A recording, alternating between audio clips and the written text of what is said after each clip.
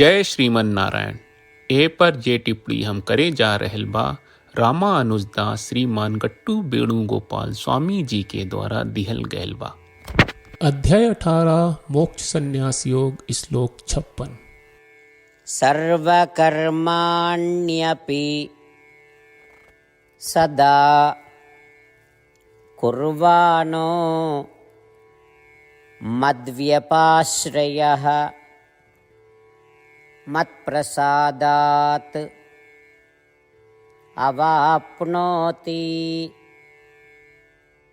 शाश्वतं पदम् अव्ययम्। ओम। गीताचार श्री कृष्ण परमात्मा अर्जुन समेत हमनी सबके मोक्ष संन्यास योग सिखा रहल बानी। परमात्मा कह रहल बाड़न, हे अर्जुन, जेकरा हमरा प्रति भक्ति बा और हमरा के सब काम के कर्ता मानत बा, उ लोग हमरा कृपा से हमरा सनातन निवास में पहुंच जाला। उ लोग हमरा के सही मायने में औरी पूरा तरीका से पावेला। अरे अर्जुन, जे लोग भले ही स्वेच्छा से कर्म करेला, अगर हमरा के आपन सब कर्म के कर्ता के रूप में रखेला तो हमरा कृपा से हमरा सनातन निवास में पहुंच जाला। उ लोग हमरा के सही मायने में औरी पूरा तरीका से पावेला। ई कह के श्री कृष्ण परमात्मा ई साफ कर रहल वाले कि हर समय और हर परिस्थिति में श्रीमन नारायण की शरण लेके ई समझ के कि श्रीमन नारायण सब कर्म के करता हवे, मनुष्य पूरा तरह से श्रीमन नारायण के प्राप्त करेला। उ शाश्वत और स्थायी परम अवस्था के प्राप्त करेला। यही से हमनी के श्रीमन नारायण के आपन सब कर्म के कारण मानल जाए। कर्ता और जिम्मेदारी श्रीमन नारायण पर छोड़ दी। हर काम के श्रीमन नारायण की सेवा के रूप में मान के करी। श्रीमन नारायण के प्राप्त के बनावल जब लक्ष्य हमनी के जीवन के और हमनी के खाली श्रीमन नारायण की पूजा करब और शरण ले हमनी के श्री कृष्ण परमात्मा के वचन के श्लोक के रूप में जैसन बा वैसने दोहरावे के कोशिश करी जा। सर्वकर्माण्यपि सदा कुर्वाणो मद्व्यपाश्रयः मत्प्रसादात् अवाप्नोति शाश्वतं पदमव्ययम्। श्रीमद् भगवत गीता का पूरा सार श्री कृष्ण परमात्मा ने अध्याय 18 के श्लोक 65 से 70 में 8 काम करे खातिर दिले बाड़े। श्री कृष्ण कहले, हम ओ लोगन से प्रेम करनी जो लोग इन 8 बातन के मान तारे। हम ओ भक्तन के हर तरह से रक्षा करब। श्री कृष्ण परमात्मा के द्वारा बोलल गईल संपूर्ण भगवत गीता सुनला के बाद अर्जुन कहले, करिष्ये वचनम त्वा, जेके मतलब बा कृष्ण मैं वही करब जौन आप कही।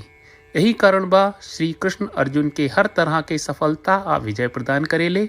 आई परमात्मा के आपन व्रत देई कि हमनी के ये 8 गौ कर्म के पालन करी जा। ई वचन परमात्मा के देवे से बड़न कौनो पूजा तपस्या यज्ञ नहीं। हम 8 प्रण कहब जौन हमनी के करे के चाहिए। आप सब कृपया इन्हन के आपन दिमाग और दिल में सोची। श्री कृष्ण के आपन वचन देवे के ई तरीका में हमनी सबकी कल्पना करे के चाहिए कि श्री कृष्ण का चेहरा खुशी से चमकत बा और खुशी के एहसास करत बा। जय श्रीमन नारायण। यहाँ हमनी के 8 वादा बा।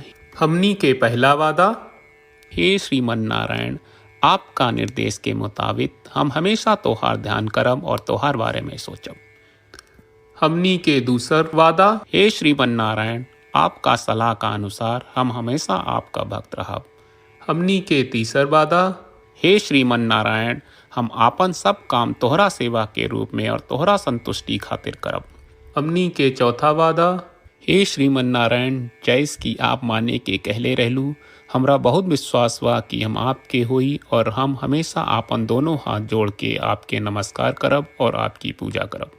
हमनी के पांचवा वादा, हे श्रीमन नारायण, हमरा के तोरा बात माम एकम शरणम ब्रज 1866 याद कहले, जहाँ आप हमरा के आपन का अर्पित करे का कहा। श्रीमन नारायण, मैं हमेशा तोहरे शरण में रहब। हमनी के छठवां वादा, हे श्रीमन नारायण, हमरा के तोहरा बात माँ सुचहा 1866 याद कहले कि आप हमनी के शोक ना करे का आश्वासन दे रहे बड़े। हम अब और शोक ना करब। हमनी के 7वां वादा, हे श्रीमन नारायण, आपने हमरा खातिर श्रीमद् भगवत गीता के वितरण करके हम सबके कृपा कहले और आशीर्वाद दहले बा। हम वादा करत बानी कि रोजाना कम से कम एक श्लोक पढ़ब या सुनब। हमनी के 8वां वादा। हे श्रीमन नारायण, आप गीता के पूरा मानवता तक ले गयलू। हम गीता में आपके दिव्य वचन के उन भक्तन तक पहुँचावे के प्रयास करब जे गीता से अपरिचित बा। हे श्रीमन नारायण, हम उई करम जौन तू करे का कहब। हम ऐसन व्यवहार करब जैसन आप चाहत बानी और हम खाली आपका खातिर काम करब। श्रीमन नारायण के रोज आपन वचन देहल कि हम ओइस करब जैस आप कहत बानी, ई अपने आप में बड़न पूजा बा। श्रीमन नारायण, करशे वचनम त्वा। श्रीमन नारायण, हम तोरे निर्देश के मुताबिक काम करब। सर्वम श्री कृष्ण अर्पणम अस्तु। जय श्रीमन नारायण। सर्वकर्माण्यपि सदा कुर्वाणो मद्व्यपाश्रयः मत्प्रसादात् अवाप्नोति शाश्वतं पदम् अव्ययम्। ओम सर्वकर्माण्यपि सदा कुर्वाणो मद्व्यपाश्रयः मत्प्रसादात् अवाप्नोति शाश्वतं पदमव्ययम्।